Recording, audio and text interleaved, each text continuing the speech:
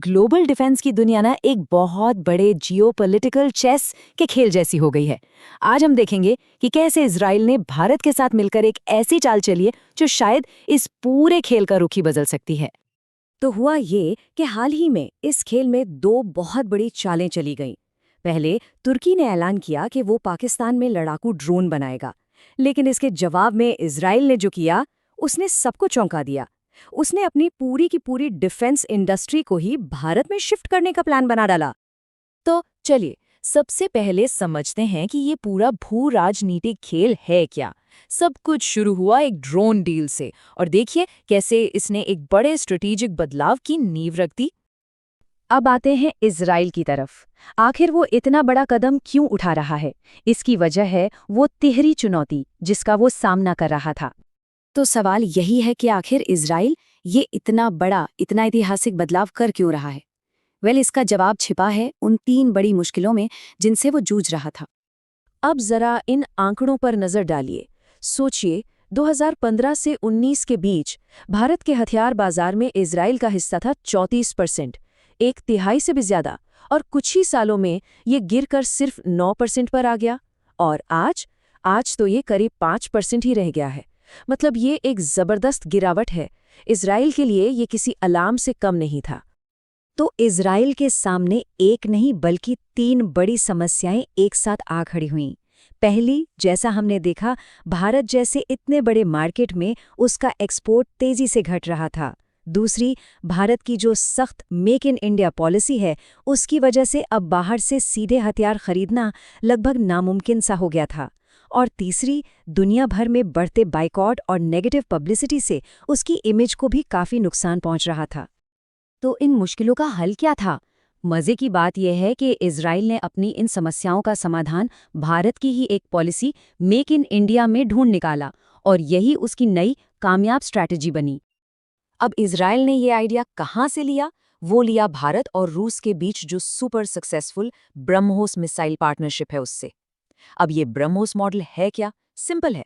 Missile Bharat में बनती है और फिर दोनों देश मिलकर इसे पूरी दुनिया को बेचते हैं, और जो भी मुनाफा होता है उसे आपस में बांट लेते हैं। तो इजराइल की स्ट्रैटेजी बिल्कुल क्रिस्टल क्लियर है।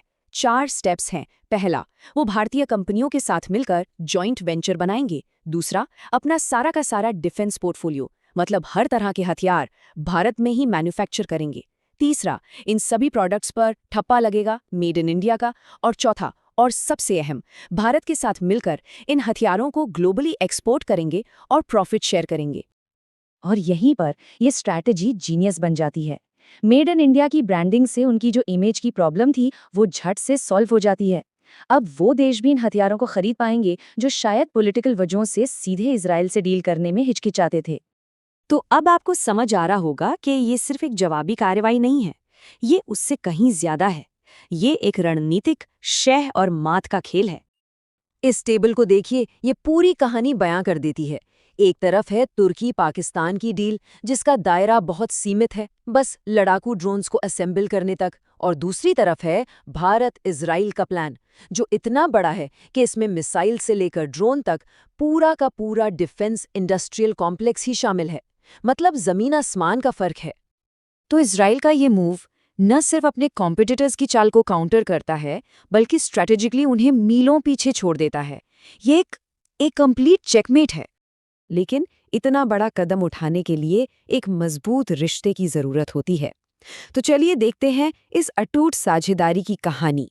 एक ऐसा गठबंधन जो किसी भी राजनीतिक दबाव से कहीं ऊपर है। इस रिश्ते की मजबूती का अंदाजा इसी बात से लगाया जा सकता है कि ये अमेरिका के साथ संबंधों पर भी निर्भर नहीं है। हाल ही में जब अमेरिका और भारत के बीच कुछ पॉलिटिकल फ्रिक्शन हुआ, तब भी ये पार्टनरशिप टेस्ट से मस नहीं हुई। इसने अपना आयरन टेस्ट पास कर लिया। तो इस गठबंधन की नींव असल में 3 बहुत मजबूत पिलर्स पर टिकी है। पहला, दोनों देशों के स्ट्रेटेजिक इंटरेस्ट गहरे और साझे हैं। दूसरा, दोनों अपने कॉमन दुश्मनों और खतरों को बखूबी समझते हैं। और तीसरा, और शायद सबसे जरूरी, ये रिश्ता किसी भी तीसरे देश के दबाव से पूरी तरह आज़ाद होकर काम करता है।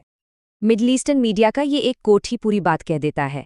इजरायली रक्षा का भविष्य भारत में क्यों निहित है। इससे साफ है कि ये सिर्फ एक बिजनेस डील नहीं है, बल्कि दोनों देशों के लिए एक साझा भविष्य की बुनियाद रखी जा रही है। तो आखिर में ये एक बड़ा सवाल खड़ा होता है, क्या भारत और इजराइल का ये जबरदस्त डिफेंस अलायंस एशिया में पावर बैलेंस को हमेशा के लिए बदल कर रख देगा? खैर, इस चेस गेम में अगली चालें देखना वाकई बहुत दिलचस्प होगा। यूपीएससी से संबंधित करंट अफेयर्स के लिए करंट अफेयर्स डिस्कशन को सब्सक्राइब करें।